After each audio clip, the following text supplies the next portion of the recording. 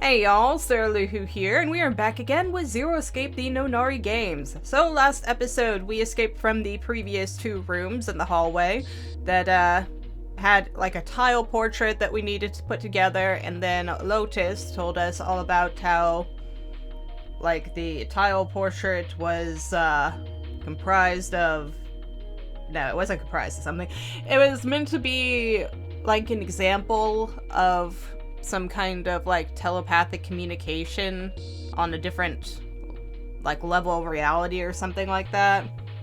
Because she like gave an example where like a British TV show showed these pictures to a certain amount of people and got like a certain percentage correct. Then they showed the picture to like another small group of people and like showed them the proper answer to the question of the pictures, and then somehow that spread to people all the way on the other side of the world or something.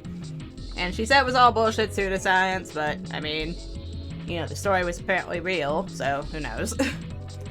But that was just something weird. Then we made it to the next area where we are now in a kitchen and we're looking around in here. Anywho. I think there are 15 of these plates. I'm assuming they're for seafood. How the hell can you tell that? They look like just any herb plates from the 99-cent store. If you ever take a lady out to dinner, you're going to embarrass yourself. I feel sorry for June. Eh? Why the hell are you bringing up June? Have we chemistry? I don't know. The lady doth protest too much, methinks. You are not terribly subtle. What about these plates? 1, 2, 3, 10 of them. If you flip these over, they look like hats. The middle is super deep for a plate. They're soup plates. They're made that way so that the soup doesn't spill. If we ever get out of here, you should treat yourself to a nice dinner out. What makes you think that a poor college student has the money to do something like that? I mean, save up, man. Splurge every once in a while. Treat yourself. There's a bunch of little wavy ridges on this plate. Those plates are for serving meat. You really are ignorant, aren't you? Come on. It's not that I need to know this crap. Jeez. Maybe when I'm older. 9-inch plates look pretty expensive. They're plates for appetizers. Remember, appetizers usually come on square plates. Okay. Well, excuse me, princess. I don't know things. There's a voucher at the end of the counter. Voucher doesn't match the number of plates on the table. It says appetizer 9, meat dish 10, soup A, seafood dish F on the voucher. And the plates on the table are 9 appetizers, 16 meat, 10 soup, and 15 seafood. Maybe they're using hexadecimal here? And hexadecimal is... It's a number system that goes 8, 9, A, B, C, D, E, F, 10, 11. That sounds fucking insane. You're familiar with the base 10, right? That's the normal system of numbers. The base 10 equivalents for the hexadecimal numbers would go like this. Oh my god. Okay, I'm going to write these down. I'm sure this will be very needed. Alright, so A is 10. B is 11. Alright, this should be easy. Well, maybe. Yeah. All same. C 12. D 13. E 14. And F 15, huh? Can work with that. And then... And 10 equals 16. That is freaking crazy. The 10 becomes 16 in base 10. I know it sounds strange, but you can think of it as just 6 letters added to the normal number system after 9. Alright, okay, A10, B11, C12, D13, E14, F15, 10, 16, and so on. I think I get it?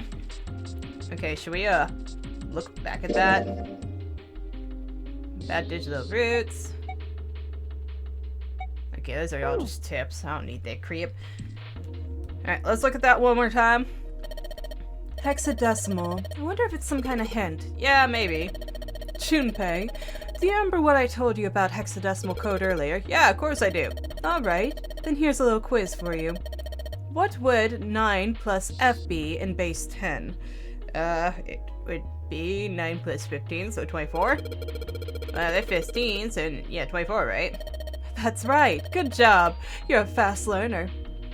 Okay, well, I wanted to see what the actual damn note said, but whatever. I can just continue on places. A countertop. We've got a rolling pin, a colander. Nothing useful, in other words. So say the. That's the exit. There's a big old iron plate over the door. Don't think we can open it. This one? Hey, Santa, could you open that door, please? What the hell? There's no way I could open that thing. Guess you're getting to the age where your eyes start to go, huh? You better watch your mouth, boy, or someone won't live long enough to see that door opened. This has got the two of them on edge. We gotta get out of here, fast, before they start ripping each other's faces off or something. Hey, what's this? Tank with a pipe coming out of it. Nothing really that special about it. Woohoo, hey do. Interesting. Old display. This is the display area buttons. Well, I'm sure we'll figure something out. An iron oven. Looks pretty heavy duty. It's probably industrial quality. I bet you could cook anything with this. Anyway, let's have a look inside. But it's locked! Damn, I knew it. It's locked. Why do I try? All we've got is this pot and frying pan. Oh, and a pressure cooker. Well, I guess we could use some of those as weapons. Kinda idiot are ya? You're gonna run around holding that thing while you're looking for the dead? Hey man, it was just a joke. Why so serious? It was not a joke. There's some bottles of seasoning here. There's a pot on top of the stove. If there are some ingredients around here, I could cook something up for us. Lotus, you can actually cook? Who the hell do you think I am? You better believe I know how to boil hot water and put in my instant noodles. Ah, Junpei. How dare you insult Lotus like this? And I can boil eggs too. I believe in you, Lotus. I bet you make some great boiled eggs. Alright, it's going. Do you think this was all part of Zero's plan? Probably. Kinda hard to believe there's a chef on board somewhere. I wonder what this drawer is. You see the metal grate on top of the grill? They make it like that so that the fat and juices can drip off of the meat while it cooks. And the drippings go in there. Looks like the area underneath the plate opens up. No, you can't. I already checked. It's sealed shut. I think that's where the coal goes. Okay, and that's our door. This is the door we came through. It's not locked, so we could go back out, but what's the point, right? All that's out there is an iron gate and a dead-end hallway. Yep. Might as well be locked for all the good going back there do. Oh, a countertop. There's a rolling pin and a colander here. Nothing useful. Yeah, we already saw this one. Trash can? There's nothing inside of it. Well, rather than being full of rotten food, I suppose. Sink? Ooh, plates! A sink. Still got water in it. There's a couple of plates in there, but I don't think they're gonna help us much. They might.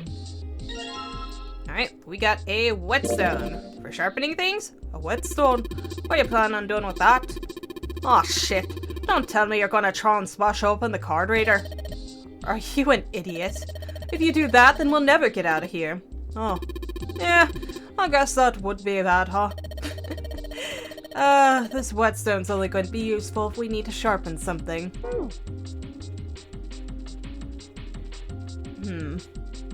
Let's see. Okay, there's something. It's a partition that splits the room.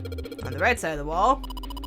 It's one of those swinging doors. You see them a lot in between kitchens and dining areas and restaurants. Without this door, you need to run all the way around the partition to get to the other side. That'd be a real pain in the ass, huh?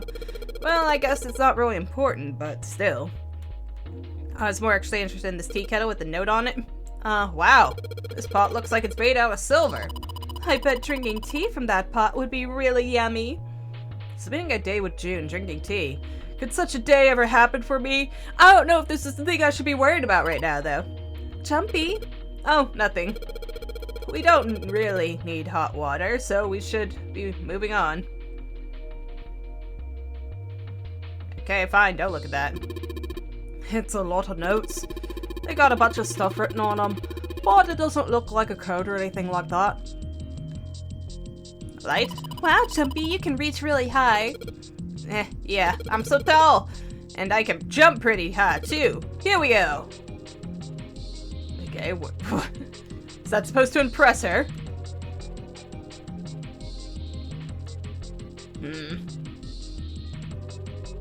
Alright, can we go over there? Table looks really old-fashioned. Probably means this is an old boat. Alright, can we go through here? Oh, we can. There's milk in here. Milk in an iron barrel. Judging by the rust, it's probably really old. Maybe we shouldn't open it. I don't think it'd be a pretty sight. Cheese! A number of cheeses lined up on the shelf. This is Gouda cheese, the most famous Dutch cheese. If you don't cut open the casing, it usually won't go bad, so you can store it at room temperature for quite a while. So we can eat this? Most likely. I'm not hungry at all. I guess it's hard to get hungry in a situation like this. I could eat. Hey, there's something behind this cheese. You're right. Why don't we move some of the cheese? Alright guys, time to move it. June, I need to look behind you. Aha, what is it? There's a little green bottle back there. Hello, little green bottle. It's a bottle of oil. Oh, look, cooking oil. You could probably use that to make something slippery. She's on the shelf. Sweet. Don't you need... I feel like... Okay, no, you don't need to actually slick it up. There's so much stuff in here. A whole lot of cans. This is probably a pantry. Cans lining every shelf in here. Wooden box on the second row, though. Oh, that thing? Hey, knife! It's a knife in the box. Take the knife. Take it. A rusty knife? I don't think we'll be able to use it while it's like this. I know something that can help with that. It's futile. Futile? You know, a waste. Useless, pointless. Oh. Any particular reason you wanted to bring that up? Oh, no reason, really. I was just thinking about futility. Huh? Why were you thinking about futility? Well, it has something to do with the Titanic. The Titanic? Yep. Have you ever heard the story of the sinking of the Titanic was predicted? I feel like yes. I feel like there was something in a book a while ago about this. I don't know, I've read a couple Titanic stories, but I feel like there was some kind of prediction thing, so... Let's just hear the... Wait, oh yeah, I know what you're talking about. There was a novel that had a bunch of stuff in that described the sinking of the Titanic before it actually sank. Yeah, that's the one. The title of the novel is Futility. It was written 14 years before the Titanic sank. But... I know. I mean, I don't know the name of the book, but the story was the same, right? It's just like what happened on the Titanic. Yeah. Well, I heard that it was all a hoax. A hoax? I heard that stuff that matched up to the Titanic so well was actually added after it sank. Apparently, the only thing that was the same originally was that a boat ran into an iceberg and sank. I mean, that's still pretty close. But the novel was published in 1898, 14 years before the accident. Like I said, it was the first print. That was the first print of the book. 14 years later, the author heard about what happened to the Titanic. He figured that it was his chance, you know? He just went back and changed some stuff in his novel. So that matched the Titanic exactly. Really? Really? There's no such thing as premonitions or any of that stuff. But... That wasn't the only book that predicted the Titanic sinking. It wasn't? Yep. There were two other similar stories written by a man named William Thomas Stead. Both of them had both of them before the accident. One in 1886 and then one in 1892. Stead wrote 2 stories that had striking similarities to the Titanic disaster. In one, 2 ships collided, and many of the passengers died because there weren't enough lifeboats. In the other, a ship collided with an iceberg and sank. I mean, those were probably all just, like, legit concerns of the time, right? I don't know. I mean, I'll give you that it seems a little weird, but pretty sure it wasn't too uncommon for ships to hit icebergs back in the day, or even other ships. Right. I knew you'd say that. But what if Stead had some sort of special power? To be more specific, what if he had the ability to do automatic writing? What? Automatic writing? Wait, are you talking about when someone's possessed by a spirit and then they write a bunch of stuff without knowing what they're writing? Yes! Because these are things we talk about. Like, seriously, what's up with... Sorry, I needed to sip there, but... Like, what the hell are these conversations that all these guys are having? It's, like, so weirdly supernatural, and it does not feel like a supernatural scenario that we are in. I wonder if the other people are having this kind of trouble. Anywho. What do you mean, yes? That's a load of bull.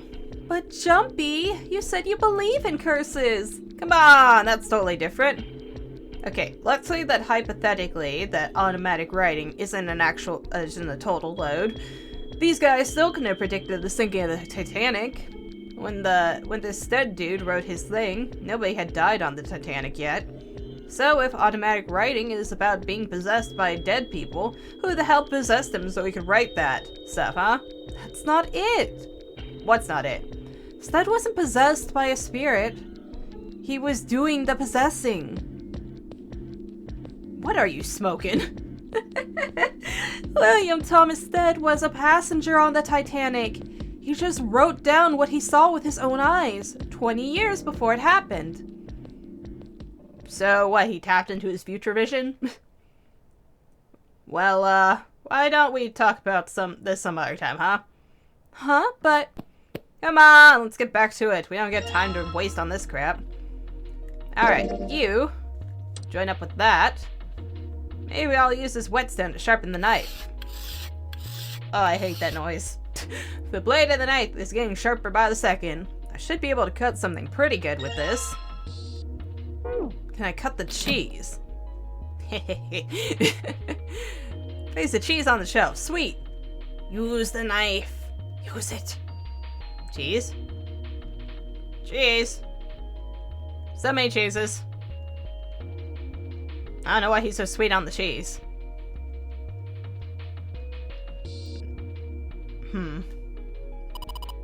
Junpei, you're searching with such tenacity. I don't think you have to search down there. I just want to be sure. Whatever. Fine, fine. Don't have to cut the cheese. Dan's lining every shelf here, win boxes, blah blah blah. Alright. Let's see. Map! Tell me what I need to do here.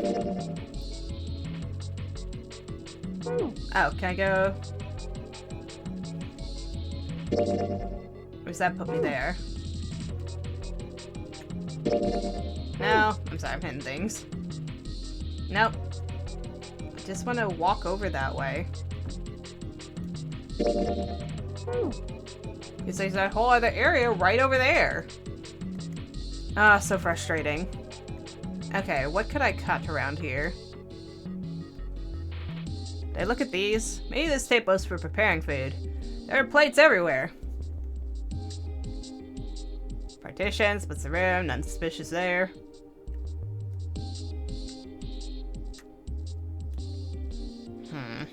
Ah, here we go. Wow, that's a nice dish rack. I'd love to have that in my kitchen. Why don't you take it back with you, since we're all planning on stealing shit? Are you offering to carry it for me?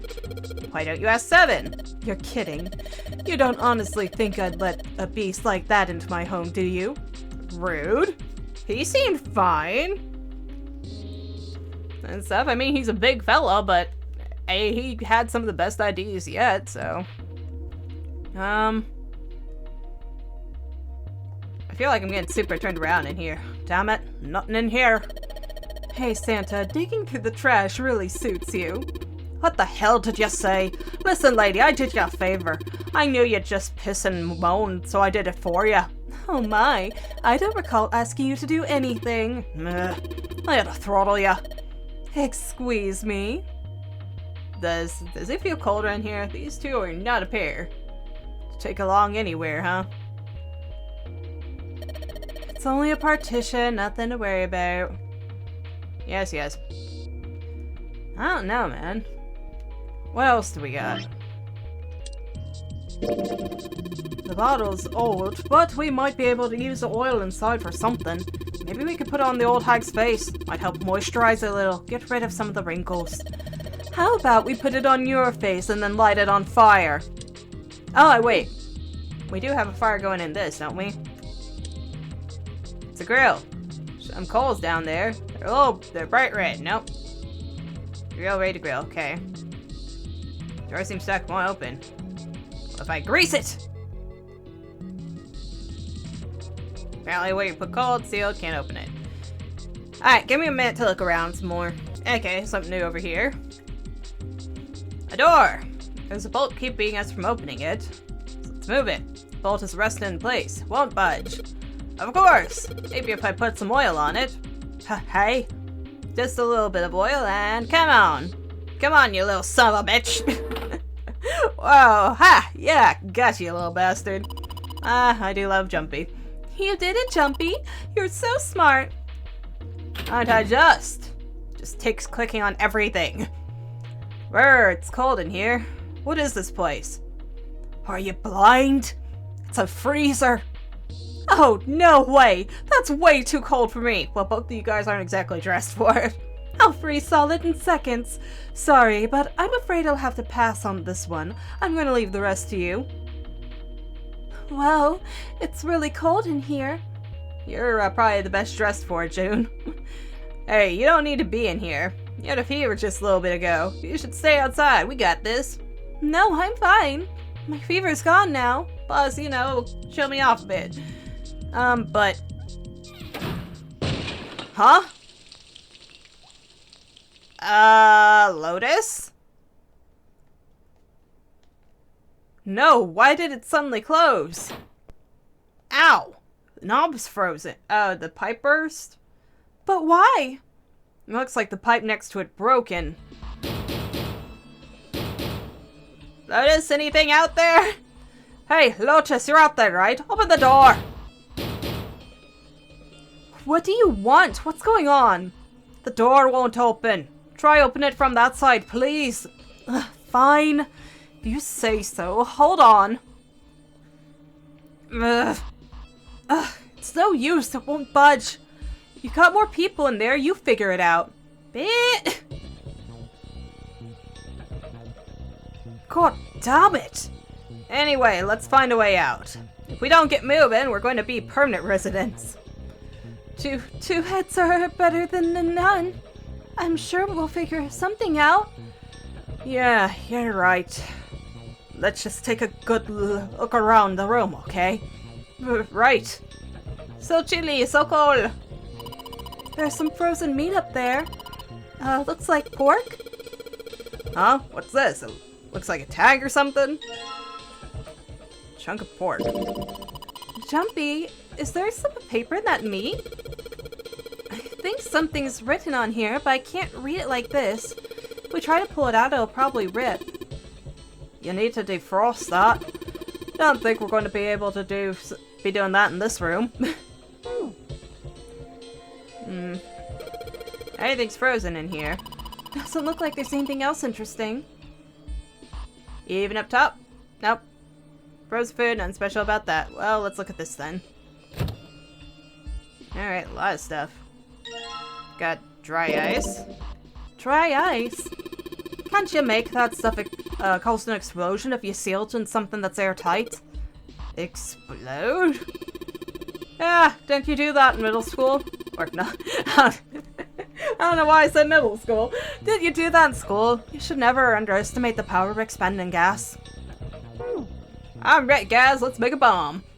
Dry ice is just frozen carbon dioxide, right? Yeah, it is, I guess. I wonder how warm it has to get for it to turn back into gas again. Hell if I know. How's that going to help us anyway? Oh well. Figured we might be able to use it to get out of here. Carbon dioxide sublimation point is negative 109 degrees. Any warmer than that and it'll turn into a gas. Any lower and it becomes a solid. How do you know that? Despite my looks, I'm the the queen of random knowledge. You misspoke and I didn't even tumble it. Alright. Looks bad to mess up when you're showing off. Are you... Oh, you're so cold your mouth's going numb. Yeah, what? What? You're just doing that on purpose, aren't you? Come on, guys. Don't you think that's kinda weird? I wonder why it doesn't turn into liquid first. He wanted it out of the freezer now.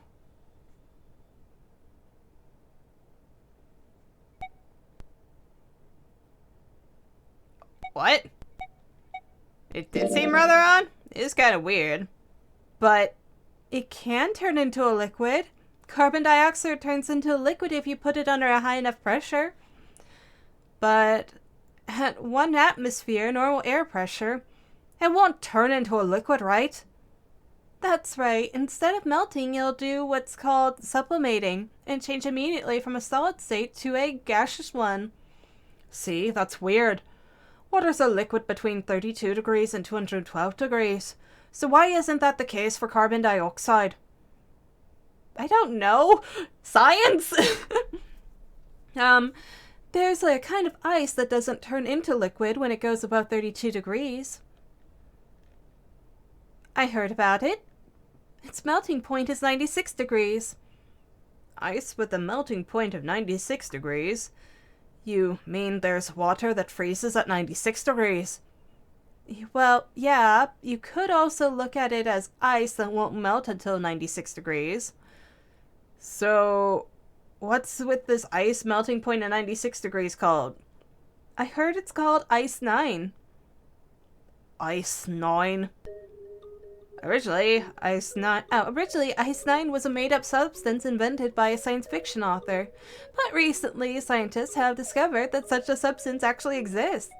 Wait, hold up. So this thing called Ice 9, or is it water? Like I said, if the ice is over 96 degrees, it'll be liquid. If it's under, it'll solidify. So you could think of it as a polymorph of H2O. Here, think of it like diamonds and graphite. They're both made of carbon, right?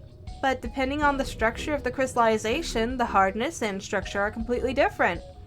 So, you're saying normal water and this Ice 9 are like that? Yep. Have you heard the story about the crystallization of glycerin? For 150 years, the discovery of this... Is this going to be any kind of relevant, June? Because if not, I will just cut you off right here, Missy. I'm sure there's some kind of purpose to it. For 150 years after the discovery of glycerin, people cooled it, warmed it. They did all sorts of things to it. But whatever they did, it never crystallized. However, one day in 1920, some glycerin on its way to England by ship was discovered to have crystallized during the trip. Scientists around the world wanted to research this new crystallized form of glycerin and asked for seeds. Oh, a seed is a sample of the original crystallized substance. With the seed, further crystallization of glycerin would be easy. However, something very strange happened. Not only did the glycerin encouraged by seed crystals begin to crystallize, even the samples nearby did, even though they were tightly sealed. And it didn't end there. After that day, it doesn't matter where in the world it is. All glycerin crystallizes naturally when cooled to less than 64 degrees. Before that day, no matter how glycerin was cooled, it refused to crystallize. But once the crystallization had begun, it was almost like, how do I put it? It was almost like all the glycerin in the world was communicating. Communicating in some way that we can't sense. And now it's happening everywhere. I'll go with impressed to be polite. Wow, that's pretty interesting. But, what does that have to do with Ice 9? What she's saying is that it's a lot like Ice 9. What happened, I mean? A lot like... Well, that would be bad. If water everywhere started freezing at 96 degrees, man. It'd be the end of the world. At any rate, we're not going to have to worry about the end of the world unless we can get out of here pretty damn quick. Alright, guys. I think that's enough of that. I didn't think we'd get quite this far off topic. I mean, I know I'm kind of at fault here, but we can't be screwing around anymore. Seriously. I might go by the name Santa right now, but I didn't grow up in Iceland. I freaking hate the cold. So, let's get cracking, alright? We gotta find a way out of here. Selfish, isn't he? I mean, yes, it's so selfish not wanting to listen to a long-winded story while we freeze to death. Ice 9 is interesting and all, but we can discuss it more once we get out of the freezer. It's a thin pipe. There's water dripping from this pipe. It looks like when the pipe burst, the water hit the doorknob and froze it in place. This water actually seems almost warm. We could probably use that with the dry ice. Alright, let's continue looking. Was there anything else in here? Was it just the dry ice? Oh, there's something else. Frozen chicken. It's really hard. It's frozen stiff. Hey, June, could you say that again? Huh? Say it again. It's really hard? Again. It's really hard. Thanks. Oh my god, man. Really? We just got done with Daru and now you too, Junpei? Something wrong, Junpei. Your face is bright red. Nothing. I'm fine.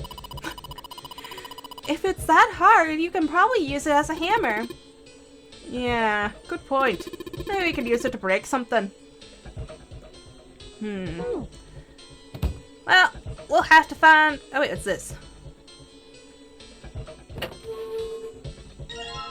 A sturdy rope? It's a rope. Well, we could use it to attach something to something else, I suppose. A water bottle? A water bottle.